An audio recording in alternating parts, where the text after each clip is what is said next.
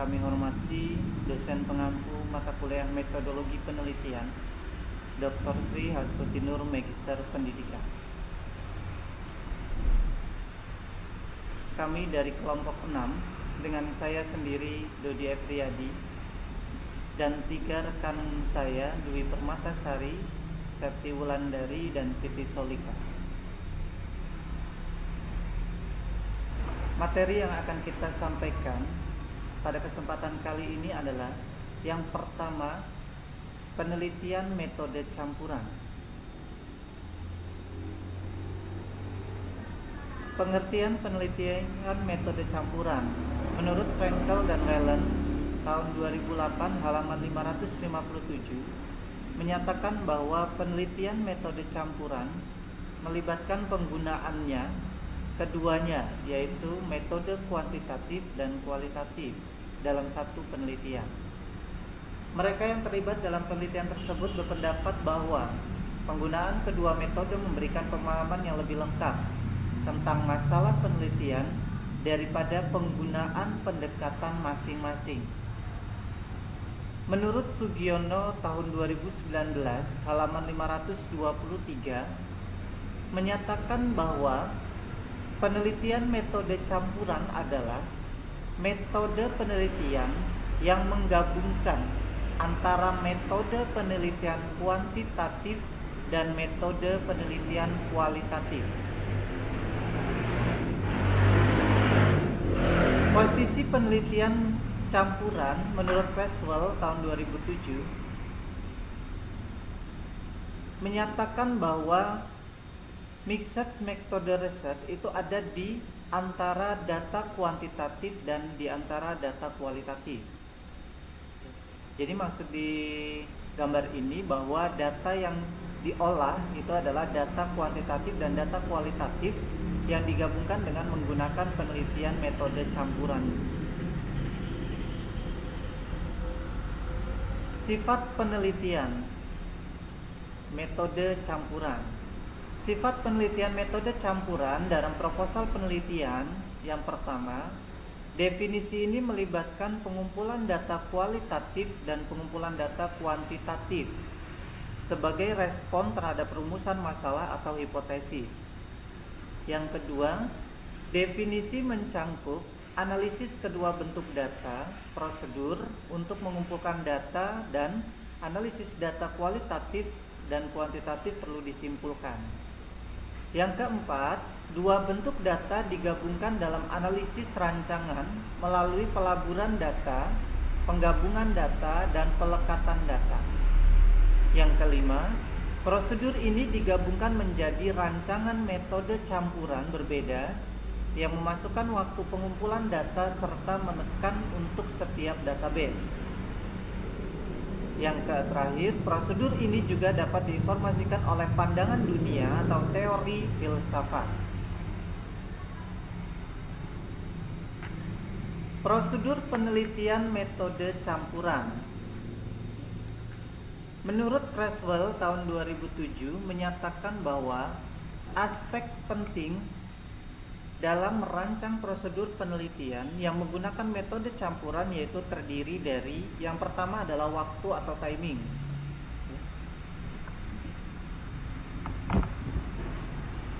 Waktu atau timing, para peneliti haruslah mempertimbangkan waktu dalam proses pengumpulan data kuantitatif dan kualitatif. Apakah data hendak dikumpulkan pada waktu yang sama atau dikumpulkan secara bertahap? Pada saat data dikumpulkan secara bertahap, peneliti hendaknya perlu menentukan apakah data kualitatif dan data kuantitatif yang akan dikumpulkan terlebih dahulu. Hal ini tergantung terhadap tujuan awal dari si peneliti. Namun, pengumpulan data kualitatif dan kuantitatif secara bersamaan dianggap paling efektif karena tidak memerlukan waktu yang lama dalam proses pengumpulan datanya. Yang kedua, bobot atau weighting. Bobot atau weighting yang dimaksud pada perancangan prosedur mixed method atau metode campuran adalah prioritas yang diberikan antara metode kualitatif atau kuantitatif. Dalam studi atau penelitian tertentu, bobot dapat seimbang atau sama dalam beberapa penelitian atau studi lain mungkin lebih menekankan pada salah satu metode. Penekanan pada satu metode bergantung pada kepentingan peneliti itu sendiri. Keinginan membaca seperti pihak kampus, organisasi profesional, dan hal apa yang hendak diutamakan oleh si peneliti. Yang ketiga, pencampuran atau mixing. Pencampuran diartikan sebagai data kualitatif dan kuantitatif. Dikombinasikan dalam beberapa cara, peneliti dapat mengumpulkan data kualitatif dan kuantitatif secara kongruen, kemudian meleburkan atau menggabungkan secara utuh kedua data tersebut dengan mentransformasi data kualitatif menjadi angka-angka yang dapat dihitung, yaitu menjadi kuantitatif. Selain itu, bila peneliti tidak menggabungkan kedua data tersebut, peneliti dapat menjadikan salah satu data sebagai data sekunder dan data lainnya sebagai data primer, di mana data sekunder berperan sebagai penjelas atau pendukung dari data primer. Yang keempat, teorisasi atau theorizing. Dalam merancang suatu metode campuran sangatlah penting untuk mempertimbangkan perspektif teori yang dapat menjadi landasan untuk keseluruhan proses, studi atau penelitian. Teori tersebut berperan guna membentuk dan menentukan rumusan masalah yang diajukan objek penelitian, metode pengumpulan data, serta implikasi-implikasi yang diharapkan dari studi atau penelitian.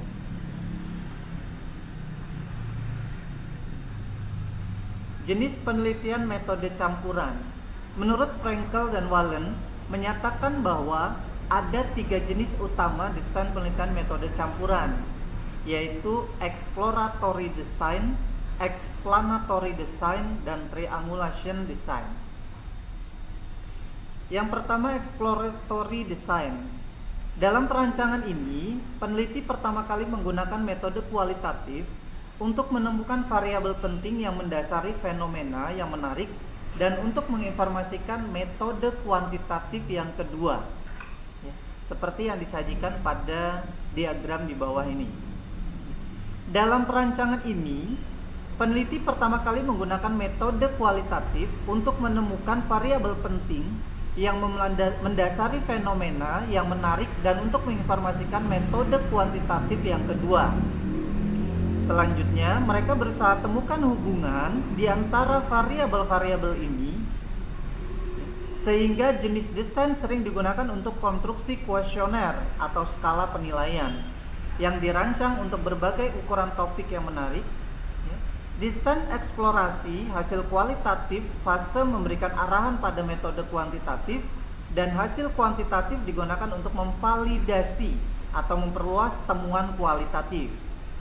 Analisis data dalam eksplorasi desain terpisah sesuai dengan fase pertama studi kualitatif dan fase kedua metode kuantitatif dari penelitian ini.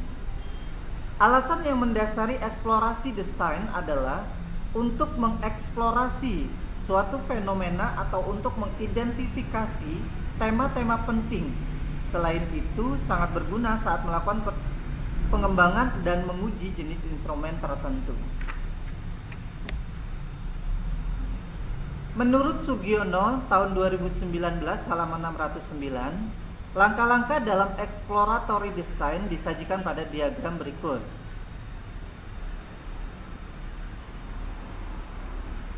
Metode exploratory design adalah metode penelitian kombinasi yang menggabungkan metode penelitian kualitatif dan kuantitatif secara berurutan, di mana pada tahap pertama peneliti menggunakan metode kualitatif dan pada tahap kedua menggunakan metode kuantitatif. Metode kualitatif berfungsi untuk menemukan hipotesis pada kasus tertentu atau konteks sosial tertentu, dan metode kuantitatif berfungsi untuk melengkapi data kualitatif dengan data kuantitatif, mengukur temuan dan menguji hipotesis pada populasi yang lebih luas.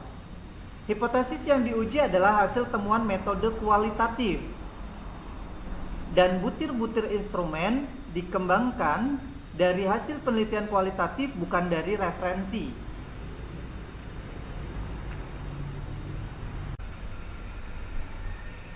Jenis penelitian yang kedua, explanatory design. Dalam desain ini peneliti pertama kali melakukan metode kuantitatif, kemudian menggunakan metode kualitatif untuk menindaklanjuti dan menyempurnakan temuan kuantitatif. Seperti pada diagram di bawah ini. Dalam desain ini peneliti pertama kali melakukan metode kuantitatif, kemudian menggunakan metode kualitatif untuk menindaklanjuti dan menyempurnakan temuan kuantitatif. Kedua jenis data tersebut dianalisis secara terpisah, dengan hasil analisis kualitatif digunakan oleh peneliti untuk memperluas hasil studi kuantitatif. Menurut Sugiono, tahun 2019 halaman 545, menyajikan langkah-langkah dalam explanatory design seperti pada diagram di bawah ini.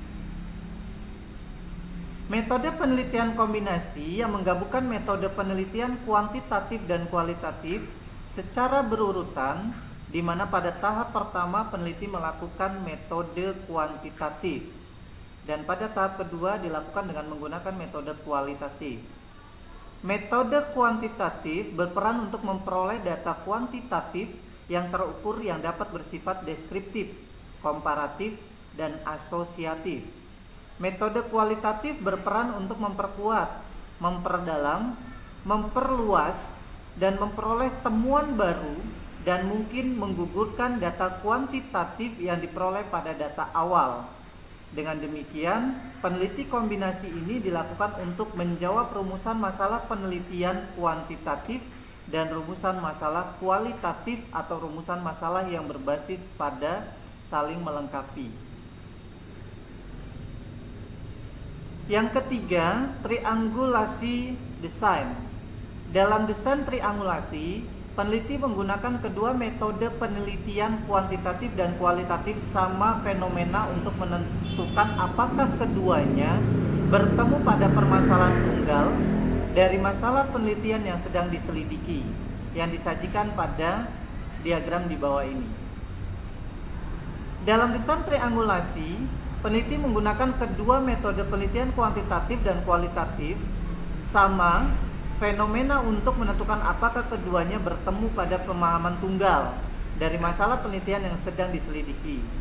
Jika tidak, maka peneliti harus menggali mengapa kedua metode tersebut memberikan gambaran yang berbeda.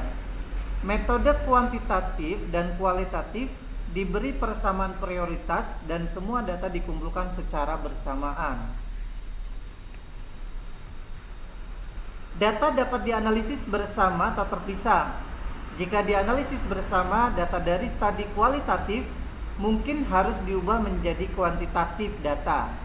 Misalkan menetapkan kode numerik, dalam proses itu disebut dengan kuantitisasi. Atau data kuantitatif yang mungkin dimiliki untuk diubah menjadi data kualitatif. Misalnya memberikan narasi dari proses yang disebut kualifikasi. Jika datanya dianalisis secara terpisah, konvergensi atau divergensi, hasil kemudian dibahas. Yang mendasari dasar pemikiran penggunaan desain triangulasi adalah kekuatan kedua metode ini akan saling melengkapi satu sama lain dan mengimbangi kelemahan satu sama lain dari dua metode tersebut.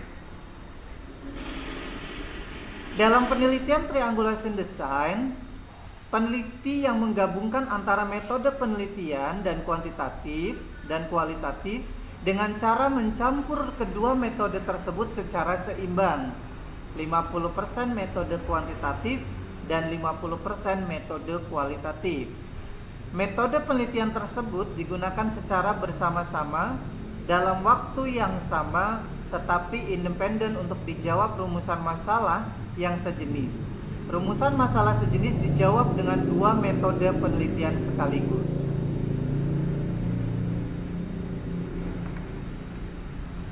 Selanjutnya dijelaskan dalam Sugiono tahun 2019 halaman 675 bahwa jika penelitian kombinasi, yaitu penelitian yang menggabungkan antara metode penelitian kualitatif dan kuantitatif dengan cara mencampur kedua metode tersebut, tetapi dalam suatu kegiatan memungkinkan 70% penggunaan metode kuantitatif dan 30% penggunaan metode kualitatif, atau sebaliknya Maka metode kombinasi ini sering disebut dengan concurrent embedded design, campuran tidak berimbang. Seperti disajikan langkah-langkah metode penelitian kombinasi campuran embedded design dengan model kuantitatif sebagai metode primer yang disajikan pada diagram berikut. Sedangkan diagram ini langkah-langkah metode penelitian kombinasi concurrent embedded design dengan model kualitatif sebagai metode primer. Langkah-langkah dalam melakukan penelitian metode campuran menurut Frankel and Norman tahun 2008 halaman 560 sampai 561 bahwa langkah-langkah dalam melakukan studi metode campuran yang pertama, kembangkan alasan yang jelas untuk melakukan studi metode campuran. Yang kedua, kembangkan pertanyaan riset untuk keduanya, metode kualitatif dan kuantitatif. Yang ketiga, putuskan apakah studi metode campuran layak. Yang keempat, tentukan desain metode campuran paling banyak sesuai dengan pertanyaan penelitian atau pertanyaan. Yang kelima, tulis hasil dengan cara konsisten dengan desain yang digunakan. Yang keenam, mengevaluasi belajar metode campuran. Dan yang ketujuh, etika dalam penelitian metode campuran. Prosedur penggunaan data penelitian metode campuran menurut Tedley dan Yu tahun 2007 telah mengembangkan tipologi 5 sampling metode penelitian campuran, yaitu strategi dasar, sampling kongruen, sampling sequential, sampling multi-level. Secara umum, dalam metode campuran teknik pengumpulan datanya menggunakan self-report, yaitu menanyakan informasi diri dari individu yang akan diteliti. Analisis data penelitian metode campuran menurut Creswell tahun 2007 menjelaskan analisis data bisa dilakukan berdasarkan pada pendekatan kualitatif dan kuantitatif atau antara dua pendekatan ini dengan beberapa metode analisis dan metode campuran bisa digunakan, yaitu transformasi data, membuat instrumen, mengeksplorasi outlier, menguji level-level ganda, membuat matrik atau tabel. Sekian penelitian metode campuran.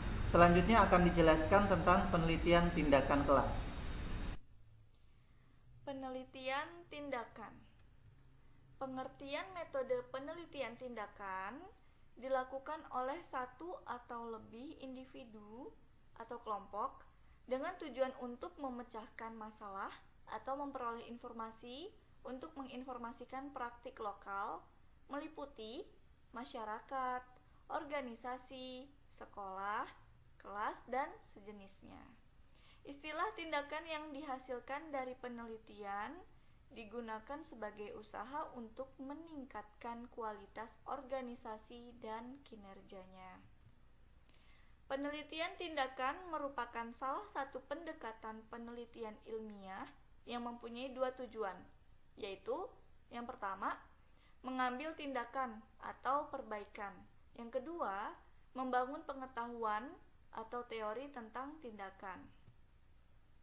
Jenis penelitian tindakan. Yang pertama, ada penelitian tindakan praktis. Penelitian tindakan praktis dimaksudkan untuk mengatasi masalah tertentu di dalam kelas, sekolah, atau komunitas lainnya. Ini dapat dilakukan dalam berbagai pengaturan, seperti pendidikan, layanan sosial, atau lokasi bisnis. Tujuan utamanya adalah untuk meningkatkan praktik dalam jangka pendek serta untuk menginformasikan masalah yang lebih besar. Ini dapat dilakukan oleh individu, tim, atau bahkan kelompok yang lebih besar, asalkan fokusnya tetap jelas dan spesifik. Agar berhasil secara maksimal, penelitian tindakan praktis harus menghasilkan rencana tindakan yang idealnya akan diimplementasikan dan dievaluasi lebih lanjut. Yang kedua ada penelitian tindakan partisipatif. Penelitian tindakan partisipatif berbagi fokus pada masalah lokal tertentu dan menggunakan temuan untuk mengimplementasikan tindakan. Berbeda dalam beberapa hal penting dari penelitian tindakan praktis. Penelitian tindakan bersifat siklus yang terus-menerus, yaitu yang pertama, perencanaan. Yang kedua, mengambil tindakan atau peneliti berkolaborasi dengan subjek yang teliti. Subjek berpartisipasi aktif dalam siklus penelitian. Yang ketiga, evaluasi atas tindakan dan seterusnya, sampai dapat ditemukan tindakan yang efektif dan efisien. Kegiatan utama penelitian tindakan meliputi: yang pertama ada penelitian sebelum tindakan untuk mengetahui potensi dan masalah. Lalu bagaimana kondisi awal sebelum tindakan. Kemudian rencana tindakan. Yang kedua, penelitian selama tindakan bertujuan untuk mengetahui yang pertama proses pelaksanaan tindakan. Lalu bagaimana respon peserta selama tindakan. Kemudian yang ketiga ada penelitian setelah tindakan. Tujuannya untuk mengetahui kondisi setelah tindakan dan bagaimana respon peserta setelah tindakan. Pengaruh tindakan membandingkan kondisi setelah dan sebelum tindakan. Assalamualaikum warahmatullahi wabarakatuh. Saya akan menjelaskan tentang langkah-langkah penelitian tindakan. Penelitian tindakan melibatkan 4 tahap dasar. Yang pertama, mengidentifikasi masalah atau pertanyaan penelitian atau diagnosing. Yang kedua, memperoleh informasi yang diperlukan untuk menjawab pertanyaan planning action. 3. Menganalisis dan menafsirkan informasi yang telah dikumpulkan atau taking action. Yang keempat, mengembangkan sebuah rencana aksi.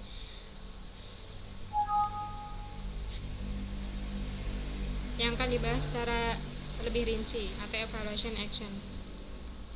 Di sini prosedur menjalankan langkah-langkah penelitian tindakan sebagai berikut ya.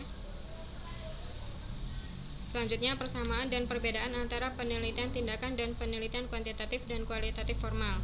Penelitian tindakan, penyelidikannya secara sistematis, sedangkan penelitian formal juga sama, penyelidikannya secara sistematis. Untuk penelitian tindakan, tujuannya memecahkan masalah yang menjadi perhatian lokal. Untuk penelitian formal, tujuannya mengembangkan dan menguji teori dan menghasilkan pengetahuan yang dapat digeneralisasikan untuk populasi luas. Penelitian tindakan, sedikit perhatian formal yang diperlukan untuk melakukan studi semacam itu. Sedangkan penelitian formal, diperlukan pelatihan yang cukup untuk melakukan studi semacam itu. Untuk penelitian tindakan, maksudnya untuk mengidentifikasi dan memperbaiki masalah yang menjadi perhatian lokal. Sedangkan penelitian formal, maksudnya untuk menyelidiki masalah yang lebih besar. Penelitian tindakan dilakukan oleh guru atau ahli pendidikan lokal lainnya. Sedangkan penelitian formal dilakukan oleh peneliti yang biasanya tidak terlibat dalam situasi lokal. Penelitian tindakan terutama menggunakan instrumen yang dikembangkan oleh guru. Penelitian formal menggunakan instrumen yang dikembangkan secara profesional. Penelitian tindakan kurang ketat, sedangkan penelitian formal lebih ketat. Penelitian tindakan biasanya berbasis nilai, penelitian formal sering-seringlah menghargai netral. Penelitian tindakan, sampel tujuannya dipilih, sedangkan penelitian formal, sampelnya acak. Penelitian tindakan, pendapat selektif peneliti sering dianggap sebagai data, sedangkan penelitian formal, pendapat selektif peneliti tidak pernah dianggap sebagai data. Penelitian tindakan, generalisasi sangat terbatas, sedangkan penelitian formal, generalisasi sering kali tepat. Jenis pengambilan sampel dan penelitian tindakan. Subjek penelitian tindakan berbeda dengan penelitian formal. Pada penelitian tindakan tidak dikenal adanya populasi sampel dan teknik sampling seperti pada penelitian kuantitatif, tetapi digunakan dengan istilah subjek penelitian. Pada penelitian tindakan, populasi adalah sampel yang juga berarti subjek penelitian. Jika yang melakukan penelitian tindakan adalah guru, subjeknya adalah siswa. Apabila yang melakukan penelitian adalah kepala sekolah, maka subjeknya adalah guru. Namun karena seorang kepala sekolah merupakan seorang guru, maka subjek penelitian tindakan bisa juga siswa. Pada penelitian yang dilakukan oleh pengawas sekolah, subjeknya adalah guru atau kepala sekolah. Selanjutnya menulis proposal dan laporan penelitian yang akan dilanjutkan oleh Mbak Rika. Terima kasih. Baiklah, saya akan melanjutkan materinya, yaitu tentang menulis proposal dan laporan penelitian. Proposal penelitian tidak lebih dari rencana tertulis untuk melakukan kajian penelitian. Proposal penelitian adalah prasyarat yang diterima secara umum dan umum diperlukan untuk melakukan investigasi penelitian.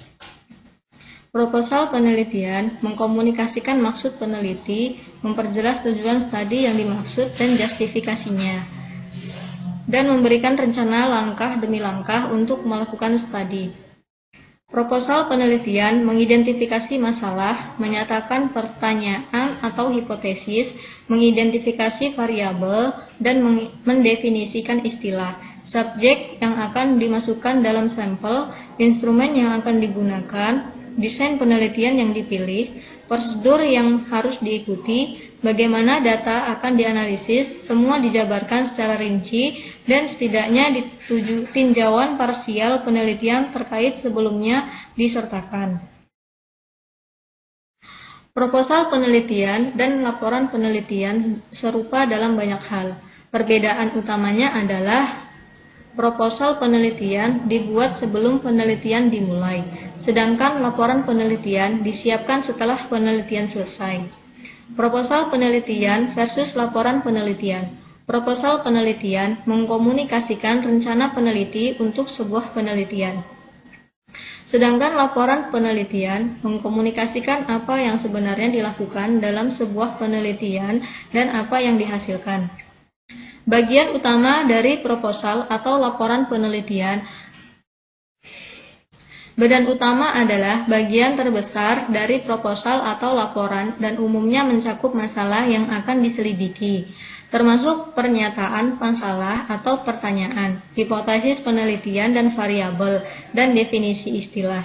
Tinjauan pustaka, prosedur termasuk deskripsi sampel, instrumen yang akan digunakan, desain penelitian, dan prosedur yang harus diikuti, identifikasi ancaman terhadap validitas internal, deskripsi dan justifikasi prosedur statistik yang digunakan, dan dalam proposal anggaran biaya yang diharapkan. Semua bagian dari proposal penelitian atau laporan penelitian harus konsisten satu sama lain. Bagian unik untuk laporan penelitian. Perbedaan mendasar antara proposal penelitian dan laporan penelitian adalah bahwa laporan penelitian menyatakan apa yang telah dilakukan dan bukan apa yang akan dilakukan dan menyertakan hasil penelitian yang sebenarnya. Dengan demikian, dalam sebuah laporan, deskripsi temuan yang berkaitan dengan masing-masing hipotesis atau pertanyaan penelitian disajikan, bersama dengan diskusi tentang apa yang disyaratkan oleh temuan penelitian tersebut untuk pengetahuan keseluruhan dan praktek saat ini. Biasanya, bagian terakhir dari sebuah laporan adalah menawarkan beberapa saran untuk penelitian lebih lanjut.